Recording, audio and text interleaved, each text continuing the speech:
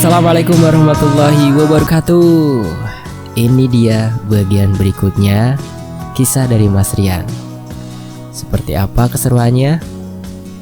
Yuk kita langsung aja berdoa ya. A'udzu bikalimatillahi tammati min syarri ma khalaqa bil ardi wa la fis samaa'i wa was-sami'il 'aliim. Allahumma sholli ala sayyidina Muhammad sallallahu alaihi wasallam. Oke teman-teman, ini dia selengkapnya.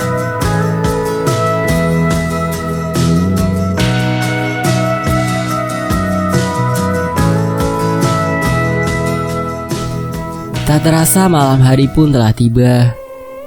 Jam sudah menunjukkan pukul 8 malam.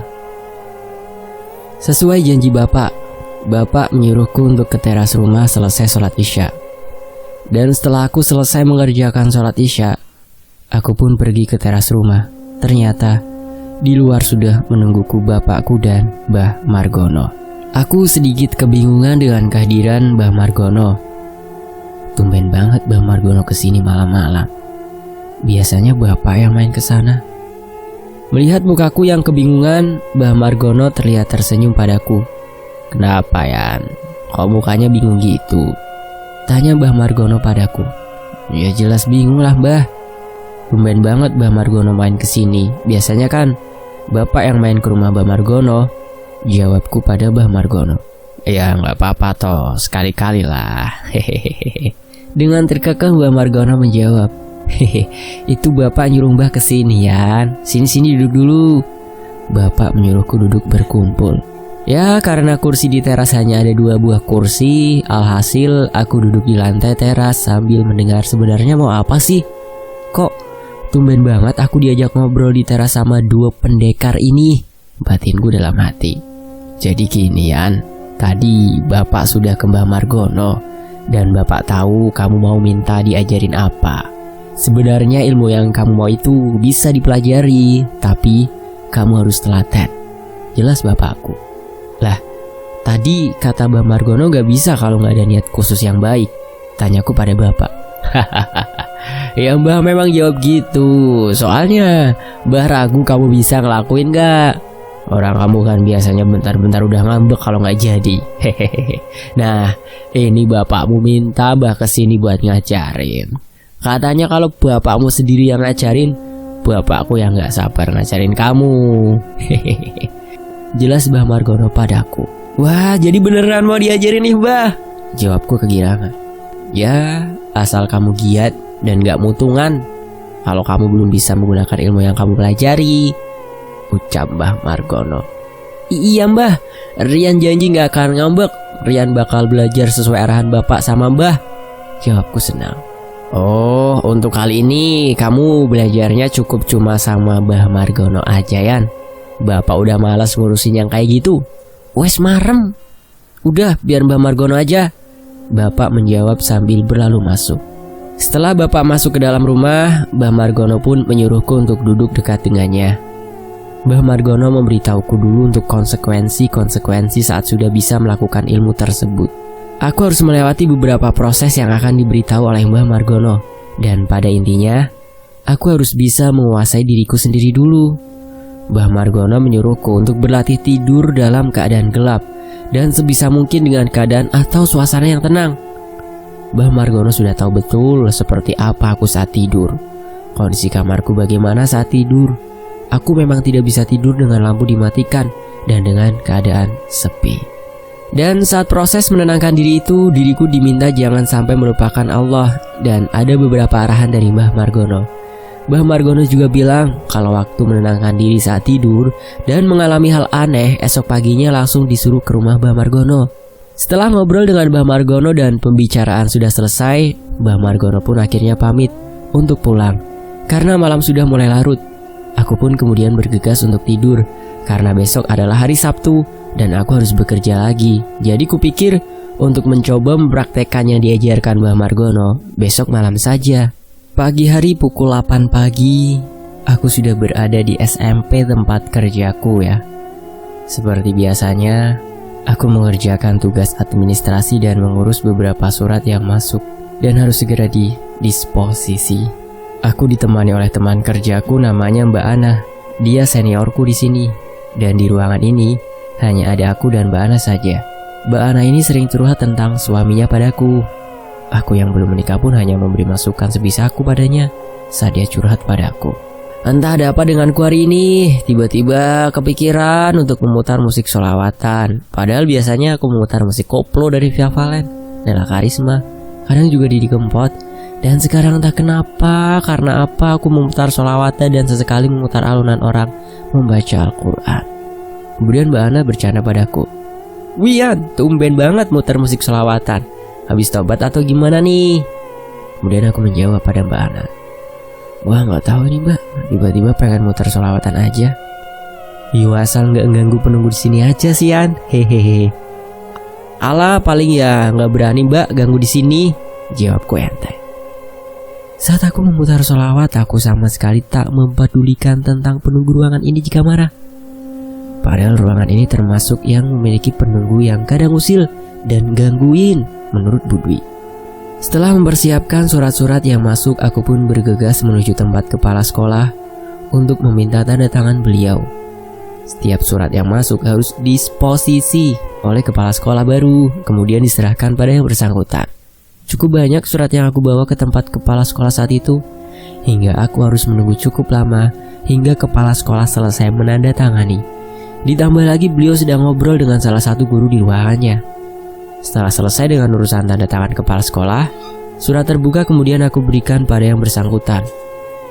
Aku berkeliling dari ruang guru hingga beberapa lab yang saat itu sedang digunakan, dan sialnya, aku harus ke lab komputer untuk memberikan surat ke Pak Budi. Seperti biasa, aku harus melewati lab biologi terlebih dahulu, dan kebetulan juga lab itu dalam keadaan kosong, alias tidak digunakan.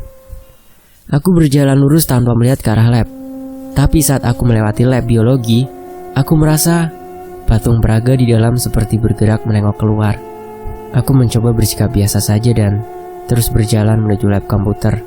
Setelah selesai aku pun kembali ke ruanganku dan saat lewat lab biologi, para patung peraga sudah pindah posisi menghadap ke arah luar. Jadi, bisa terlihat jelas wajah dari patung peraga itu. Aku terus berjalan dan mencoba untuk santai. Saat aku tepat berjalan di depan patung itu, dan yang jelas tersekat tembok dan kaca, terlihat sangat jelas mata patung peraga itu mengikuti gerakanku. Dari matanya melihat ke kiri dan perlahan ke kanan. Sedikit merinding, tapi aku berusaha untuk mencoba tenang dan biasa saja. Saat hampir sampai di tempat kerjaku, aku melihat ada sebuah penampakan di luar ruang kerjaku. Aku melihat sesosok wanita dengan pakaian kebaya, namun posisi wanita ini adalah merangkak di dinding seperti layaknya Spiderman. Sosok wanita itu melihat ke arahku sambil menyeringai dan kemudian pergi ke atas genteng dan menghilang di sambungan antar gedung di atas. "Mas Rian!" Bu Dwi mengagetkanku dengan menepuk pundakku. "Was, Bu Dwi, Bu Dwi ini ngagetin aku aja Bu, kirain siapa?" Hampir saja kalimat kotor muncul dari mulutku. "Haha, kamu Nian, gini, barusan lihat kan makhluk yang naik itu?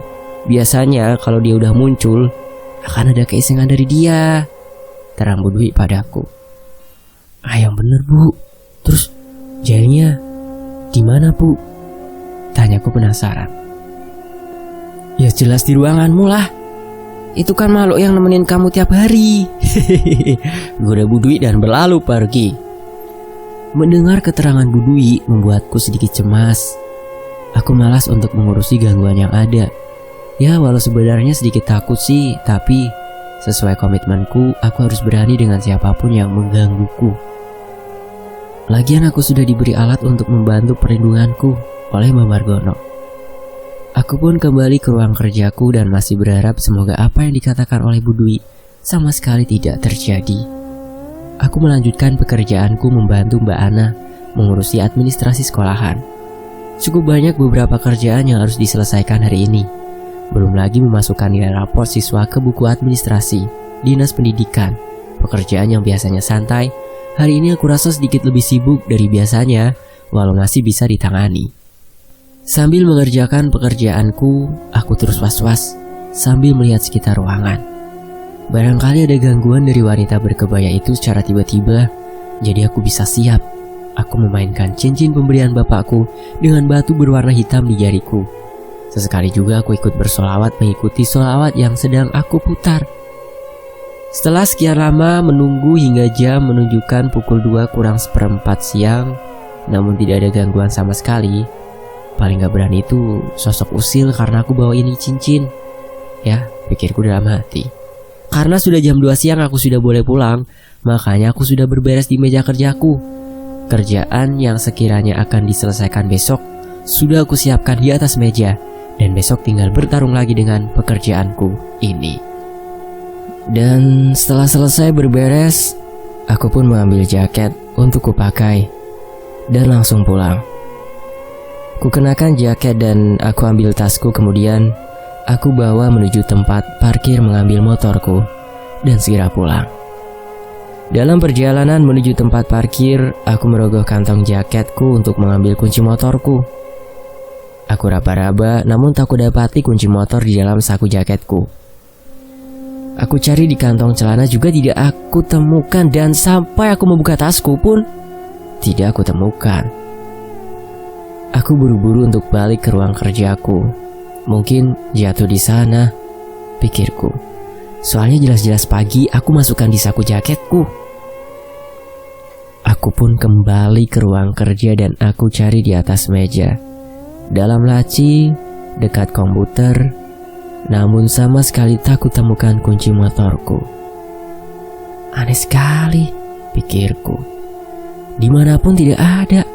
Dan aku yakin tadi sudah kumasukkan ke saku jaket dan aku tutup saku jaket ini. Masa iya bisa hilang sendiri? Aku sangat kebingungan saat itu karena tidak bisa pulang dan tak ada uang untuk naik angkot. Maklum, pekerja honorer jadi masih serba terbatas. Tak lama saat aku sedang mencari kunci di ruang kerja, Pak Leman tiba-tiba datang. Mungkin mau mengunci ruangan ini, tapi mendapatiku tengah kebingungan mencari sesuatu, jadi beliau masuk menghampiriku. "Kenapa Mas Rian? Kok kayaknya bingung gitu?" tanya Pak Leman penasaran. "Ini loh Pak, aku kehilangan kunci motorku, tapi tadi pagi aku yakin sudah masukin ke jaketku ini," sambil mencari aku menjawab pertanyaan Pak Leman. "Wah, kok aneh Mas? Apa jatuh di luar mungkin Mas?" tanya Pak Leman lagi padaku. Kayaknya enggak Pak. Soalnya udah kurut lagi tadi nggak ada," jawabku pada Pak Leman. Wah, kayaknya Mas Rian dikerjain di sini. Mungkin tadi Mas Rian bikin marah penghuni di sini, jawab Pak Leman. Atau mungkin karena aku muterin sholawat tadi ya Pak waktu kerja, tanyaku pada Pak Leman. Ya mungkin saja. Kalau gitu ya udah biarin aja dulu, nanti bakal dibalikin kok. Mending sekarang Mas Rian pulang aja, keburu kesorean kan, Pak Leman memberi saran. Aku pun nurut dengan saran Pak Leman. Aku menelpon temanku untuk menjemputku di sekolahan. Untung saja ada yang bisa menolongku kembali ke rumah. Ternyata apa yang dikatakan Bu Dwi benar, dan gangguan yang dilakukan bukan secara langsung, tapi diam-diam. Colongan, batinku. Malam harinya aku menelpon Via. Ini kebiasaanku setiap malam minggu, selalu telepon untuk menghilangkan rasa kangen dengan Via. Ya, walau setiap 4 minggu sekali aku ke kos untuk membersihkan kosku. Ya, aku masih punya sewa kos di Jogja. Jadi, seumpama aku ke Jogja, aku masih punya tempat untuk ditinggali. Tapi, sewa kosku selesai tahun depan, tepatnya awal tahun 2017. Lamaran beberapa bulan lalu sengaja aku tolak. Anggi memang cantik. Nih teman-teman ya, lamarannya Anggi itu dari tolak nih, dijelasin sama Mas Rian di sini. Oke, kita lanjut. Anggi emang cantik, tapi selama ini yang ada untukku adalah Via. Aku tak bisa menggantikan posisinya. Namun aku dan Anggi sepakat untuk terus menjaga persaudaraan. Dan kadang bapak dari Anggi sesekali menelponku hanya sekedar menanyakan kabarnya. Sempat juga beberapa kali beliau menawari pekerjaan untukku, namun aku tolak. Bukan karena apa-apa. Aku hanya mau bekerja di kotaku sendiri, menemani kedua orang tuaku setelah kakakku Bono bekerja dan berkeluarga di Jogja. Aku menceritakan kejadian tadi kepada Via bahwa aku kehilangan kunci motorku saat sedang di tempat kerja. Dek, Mas tadi kehilangan kunci di tempat kerja. Anehnya, padahal Mas yakin tadi sudah Mas masukin ke kantong jaket, tapi siangnya hilang. Padahal nggak Mas pakai tuh jaket dari pagi dan posisi masih sama. Aku memberitahu Via. Lah kok bisa Mas? Apa ada yang usil di sana? Temen mungkin? Tanya Via padaku. Kalau temen nggak mungkin sih. Lagian jaket keadaannya masih sama kayak pagi hari pas Mas tinggal kerja. Jelasku pada Via. Ada aja Mas. Kamu lupa paling naruh kuncinya di mana? Kata Via padaku. Serius, Mas masih inget di jaketku kok. Adik kan bisa nyari lewat jauh. Coba dicariin dek, pintaku pada Via. Via ini bisa mendeteksi barang yang hilang dengan ilmunya ternyata. Dan baru ku ketahui beberapa bulan lalu. Iya coba bentar ya. Menunggu Via bicara. Coba besok Mas cari di tempat kayak kotak kayu ada besinya. Terus letaknya kalau dari ruangan Mas kira-kira 10 meter lah. Terang Via padaku. Ya walau tidak dijelaskan sampai detail, malah seperti teka-teki, tapi biasanya tebakan Via selalu benar. Aku pun melanjutkan obrolan dengan Via di telepon. Kami ngobrol dan menanyakan tentang keadaan dan kerjaan kami masing-masing. Via katanya sudah mulai mengerjakan skripsi dan ingin cepat-cepat selesai biar bisa pulang ke rumah, dan ingin mencari kerjaan di Wonosobo saja. Aku pun mendukung, dan aku juga berjanji bakal ke Jogja terus tiap 4 minggu sekali untuk ketemu dan menemani sidang skripsinya besok kalau sudah selesai. Obrolan demi obrolan berlalu, jam pun sudah menunjukkan pukul 10:30 malam. Aku kemudian menyuruhnya untuk tidur supaya tidak kelelahan, karena minggu dia masih tetap bekerja lembur. Katanya target di pabrik belum mencukupi, makanya semua karyawan diwajibkan untuk lembur dan berangkat di hari minggunya.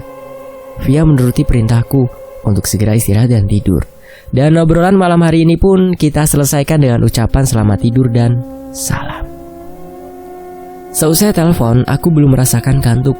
Aku teringat apa yang dikatakan Mbah Margono untuk mencoba mengendalikan diri dan merilekskan tubuh. Aku pun mencoba untuk melatih tubuh ini untuk merasakan tenang. Aku mematikan lampu kamarku. Aku matikan juga teleponku supaya nanti tidak ada gangguan saat aku sedang mencoba menenangkan diri ini dan membuatnya rileks. Setelah aku mematikan lampu kamar dan HP-ku, kemudian aku berbaring di atas tempat tidurku. Lampu dari ruang tengah masih menerobos masuk ke dalam melalui celah-celah lubang ventilasi. Bapak masih di ruang tengah bermain laptop dan mengedit gambar seperti biasanya. Adanya sedikit cahaya yang menerobos masuk membuatku sedikit nyaman, walau rasanya aneh. Di dalam kamar dalam keadaan gelap seperti ini. Kemudian aku baringkan badan di atas kasur dan aku mencoba menutup mata dan berusaha membuat diri ini setenang mungkin. Awalnya, beberapa pikiran tentang hal-hal aneh berputar-putar di kepalaku, dari bayangan makhluk yang mau menggangguku, sesuatu yang muncul dari kolong tempat tidurku dan lain-lain. Tapi itu hanya ada di dalam pikiranku saja, yang menunjukkan diriku masih belum bisa dikuasai olehku. Dan pikiranku masih belum rileks seperti yang diminta Mbah Margono. Dan setelah beberapa menit menunggu, aku merasakan ada hembusan angin. Dan setelah beberapa menit itu kemudian, aku merasa ingin buang air kencing. Sial, batinku. Masih serius mau mulai latihan malah HIV. Hasrat ingin pipis ini menyerang. Namun saat aku mau keluar dari kamarku, seperti ada yang aneh. Lampu ruang tengah yang tadinya masih menyala tiba-tiba mati, membuat seluruh ruangan pun ikut gelap. Karena sumber cahaya tadi hanya dari ruang tengah, di mana bapakku masih bermain dengan laptopnya. Aku berusaha mencari HP-ku yang aku letakkan di sebelah bantal tidurku tadi. Dengan keadaan gelap gulita, aku meraba-raba kasur untuk mencari handphone. Namun setelah aku susuri kasur dengan tanganku, aku tidak menemui adanya HP di sana. Padahal jelas-jelas tadi aku letakkan di samping bantal. Dengan keadaan gugup karena aku sama sekali tidak menyukai keadaan tempat yang gelap gulita atau biasa disebut nyctophobia, aku kemudian memanggil bapakku dari dalam kamar. Sepertinya bapak belum tidur di kamarnya Soalnya masih terdengar suara televisi yang menayangkan pertandingan gulat di ruang tengah. "Pak, Bapak masih di luar kan?" Aku memanggil Bapak dari dalam kamar. Sambil memanggil Bapak, aku kemudian mencoba menuju arah pintu untuk keluar dari kamar. Setelah aku gapai gagang pintu, kemudian aku ingin segera membuka pintu ini. Namun yang terjadi, malah pintu ini seakan dikunci. Aku sama sekali tidak pernah mengunci kamarku saat aku tidur. Mengantisipasi hal seperti ini, aneh. Saat aku tutup pintu tadi, tidak aku kunci. Tapi pintu ini sekarang dalam keadaan terkunci. Dan saat aku mencari kunci di lubang kuncinya, aku tak bisa menemukan. Seolah pintu ini dikunci dari luar. Otomatis aku tambah panik dengan keadaan ini. Aku memanggil Bapak, namun tak ada tanggapan sama sekali dari luar kamar. Karena saking paniknya dan takutnya terhadap kegelapan ini.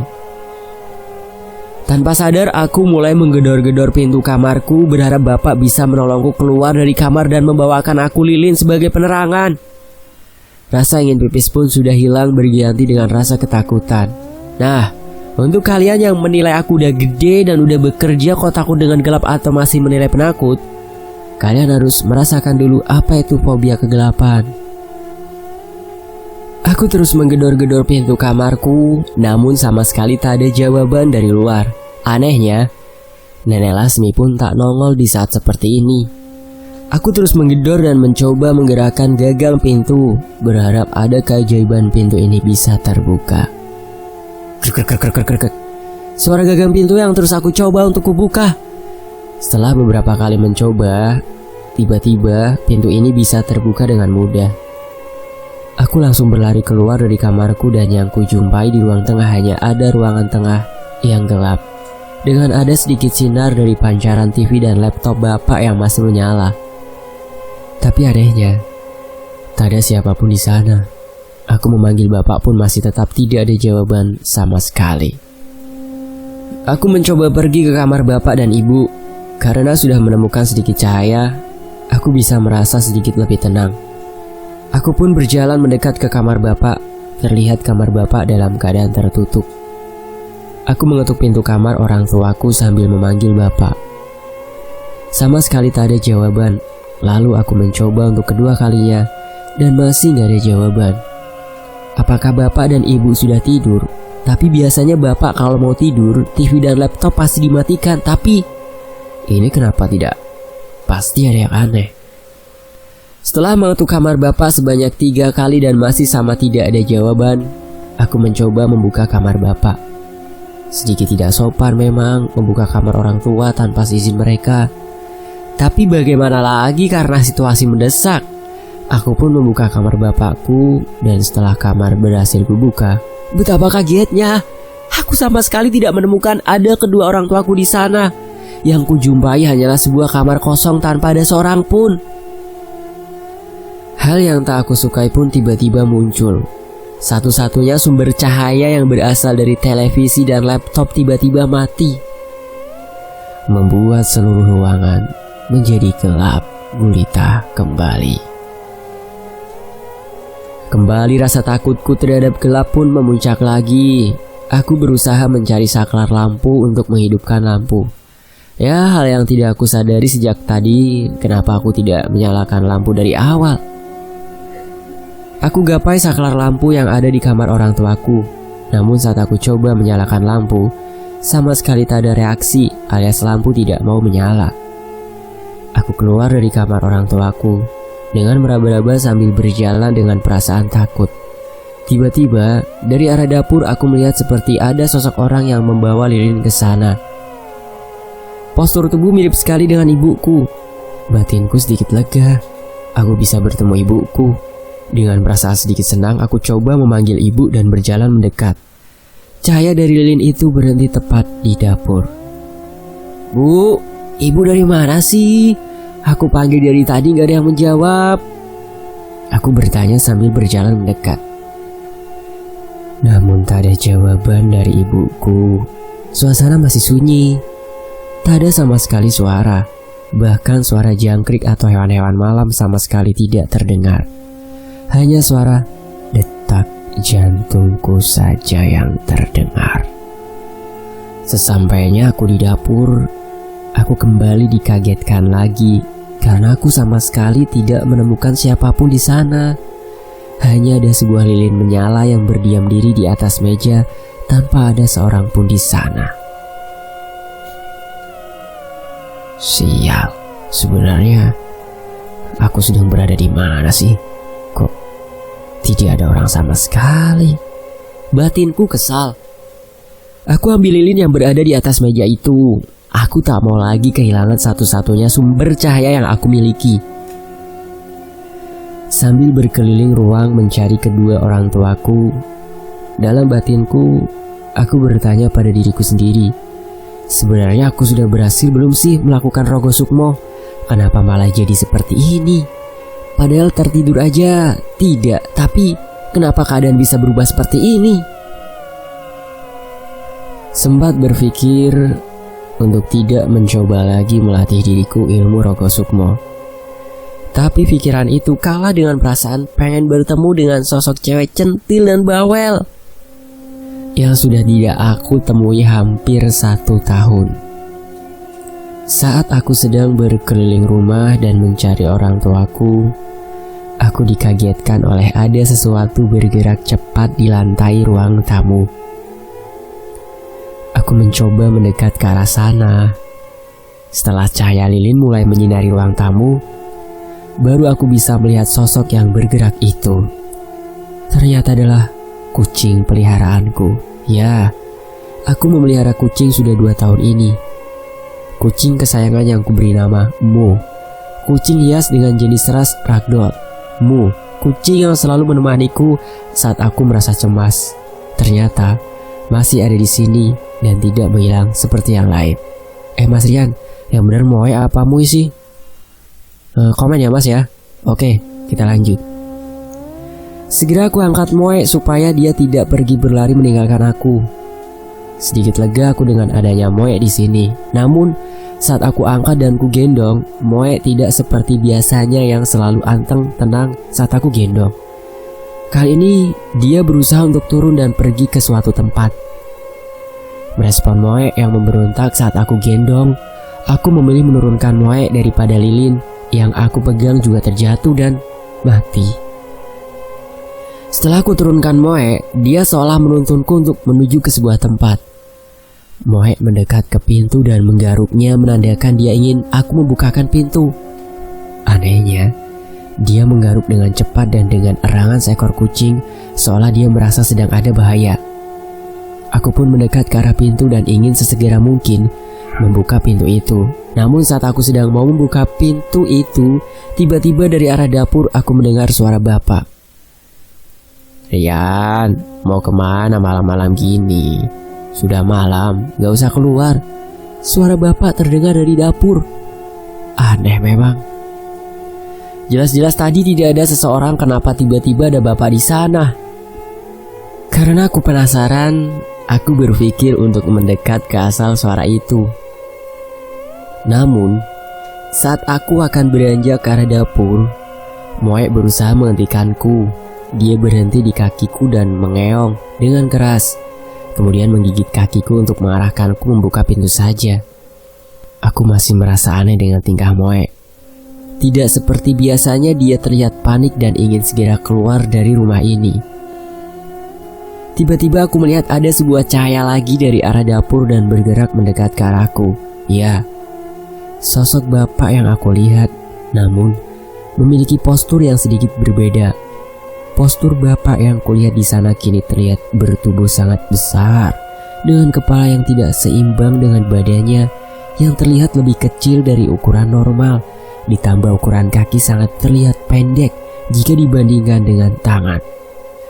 Wah, udah gak beres ini, pikirku dalam hati. Lalu aku menuruti kemauan Moe yang masih mengeong dengan keras sambil mengarahkan kakiku untuk segera membuka pintu dan keluar. Alhamdulillah, pintu berhasil kubuka. Moe langsung bergegas keluar dan kemudian diikuti olehku di belakangnya. Terdengar dari belakang suara yang menyerupai bapak memanggilku. Rian, balik le. Gak baik malam-malam keluar. Bahaya. Suara sosok yang menyerupai bapak berkata demikian dengan suara yang sangat keras dan menggema.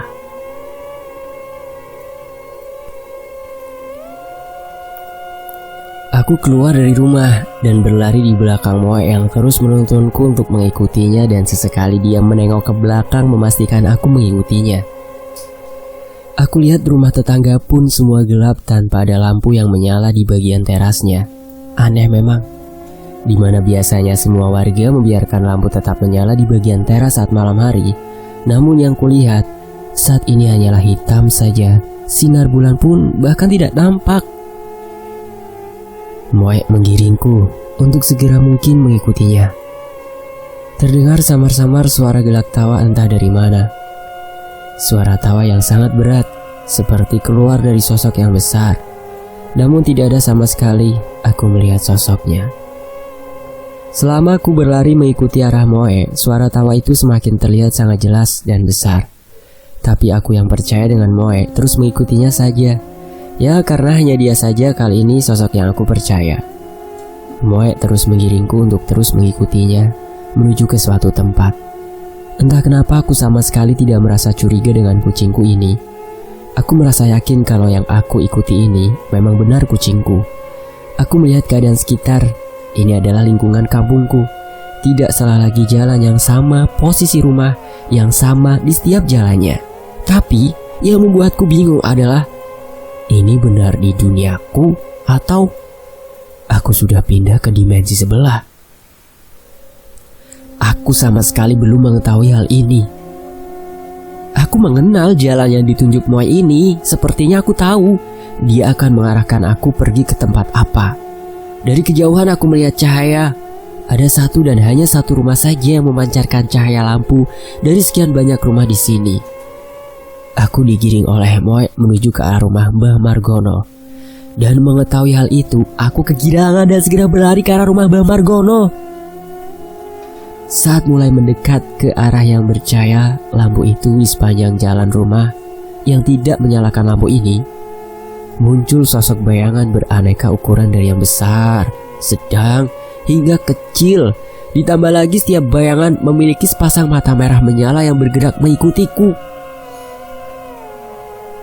Saat hampir dekat dengan rumah Mbah Margono, aku memperhatikan lagi.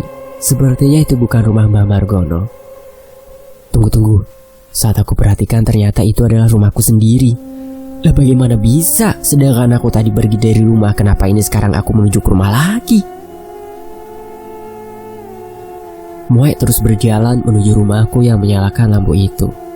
Karena Moe terus menuju ke sana, aku tak khawatir lagi dan terus mengikutinya. Hingga sampai di depan rumah, aku lihat Nenek Lasmi sudah menungguku di teras rumah dengan ekspresi tersenyum. Selamat datang, Jen. Sudah aman sekarang, langsung masuk saja, ucap Nenek Lasmi dengan tenang. Saat aku memasuki rumahku, samar-samar aku mendengar suara azan berkumandang lirih. Nenek Lasmi dengan tenang menuntunku ke arah kamarku. Saat menuju kamar, aku melihat bapakku yang sedang tertidur di sofa dengan keadaan laptop dan TV masih menyala. Sudah, biarkan bapakmu beristirahat dulu. Semalaman dia lembur mengerjakan nilai siswanya, ucap Nenek Lasmi. Aku menurut dan tak mengganggu. Nenek Lasmi terus menuntunku masuk ke dalam kamar diikuti Moe yang terus berjalan di sampingku. Sesampainya depan kamar, aku melihat hanya kamarku yang lampunya dalam keadaan mati. Sama persis saat aku mencoba pelajaran yang diberikan Mbah Margono tadi. Kemudian, Nenek Lasmi menyuruhku untuk menutup mataku hingga nanti dia menggerakkan kakiku, baru aku boleh membuka mataku. Aku menuruti perintah Nenek Lasmi, dan setelah itu, baru kurasakan lagi semilir angin yang sama saat aku tadi berada di tempat yang aku tak tahu di mana. Suara azan terdengar sangat jelas. Nenek Lasmi kemudian menggerakkan kakiku, tanda aku boleh membuka mataku lagi. Saat aku membuka mata, aku kaget karena ruangan kembali gelap. Aku pikir aku kembali ke tempat awal dan harus pergi lagi ke rumahku yang menyalakan lampu. Dan itu akan berulang terus, pikirku dalam hati. Namun cahaya lampu yang menerobos masuk dari sela-sela ventilasi menunjukkan aku benar-benar berada di rumah. Karena keadaannya sama persis saat aku pergi ke kamarku. Ditambah Nenek Lasmi masih berada di dekatku saat aku terbangun. Tapi anehnya, kucingku Moe berada di tempat tidurku dan sedang asyik meringkuk tidur dengan santainya. Dari luar kamar terdengar suara ibu. Alah bapak, ini kebiasaan. Habis lembur gak pindah ke kamar, malah keringkuk di sofa sambil TV menyala. Kalau udah ngantuk itu mbok yo pindah kamar gak di sini. Boros-borosin istri aja. Omel ibuku sambil membangunkan bapak untuk salat subuh. Ya, aku ternyata tadi sudah tertidur dan bermimpi. Mungkin karena aku kelelahan bekerja dan karena kunciku yang hilang juga diisengin makhluk sebelah, makanya aku bisa bermimpi buruk, pikirku dalam hati. Nenek Lasmi kemudian berkata padaku, "Denean mimpi buruk toh, makanya lain kali kalau makan atau ngemil jangan di kamar, apalagi di kasur, bisa rep-repan kan?" Nenek Lasmi bicara padaku. Astagfirullahaladzim, makan di kamar ya?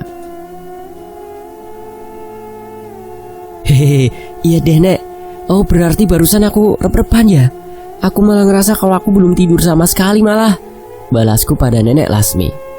Ya sudah, lain kali juga bersihin dulu kasurnya, pakai sapu lidi biar bersih. Nenek Lasmi memberiku nasihat. Ya, kebiasaan burukku salah satunya itu aku selalu ngemil di kamar dan kadang makan di kamar. Soalnya keasikan nonton film. Pagi harinya aku kemudian ke rumah Mbah Margono untuk melaporkan apa yang sudah aku alami tadi malam. Mbah Margono hanya tersenyum padaku. Mungkin dia berpikir paling setelah ini aku akan berkata untuk menyerah sesuai yang dia pikirkan sejak awal. Tapi kenyataannya, aku malah mau diajarkan pagi ini juga di rumah Mbah Margono. Sedikit kaget Mbah Margono mendengar keinginanku untuk berlatih di rumah Mbah Margono pagi ini. Tapi Mbah Margono menuruti mauku. Mungkin batinnya mumpung anak ini masih semangat.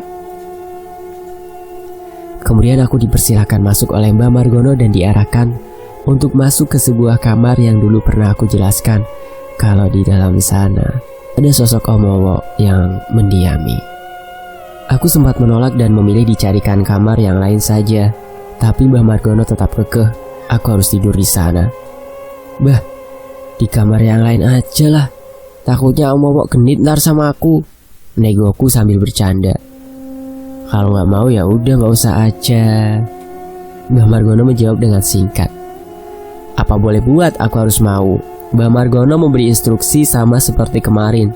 Namun ditambah nanti jika aku sudah merasakan ada sesuatu yang memegangmu, kamu diamkan saja. Itu memang proses pemindahan dimensi. Dan benar saja, aku memasuki kamar dan berusaha menenangkan diri. Tak berapa lama, angin semilir mulai menerpa. Dan setelah itu ada sesuatu yang menyentuh bagian perutku. Aku mencoba untuk tetap tenang, tapi anehnya ada suara nafas berat setelah itu. Aku tak bisa menahan dan ingin membuka mata. Dan saat aku membuka mata, ternyata, kira-kira Mas Rian melihat apa ya? Cari tahu di bagian berikutnya.